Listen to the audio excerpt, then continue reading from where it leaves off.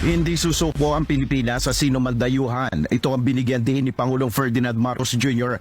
matapos ang insidente ng panghaharas ng China sa Ayungin Shoal na nagresulta ng pagkaputol ng daliri ng isang Navy. Pinuri ng Pangulo ang AFP dahil sa paninindigan sa kapayapaan sa gitna ng pagbuhudyok ng kaguluhan sa West Philippine Sea. I salute the 80 officers and troops who sailed the waters and exercised the greatest restraint amidst intense provocation.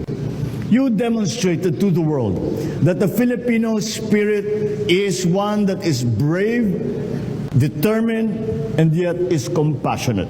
Ayon sa Commander-in-Chief, hindi magsisimula ng gyera ang Pilipinas pero hindi naman susuko ang bansa laban sa sinumandayuhan.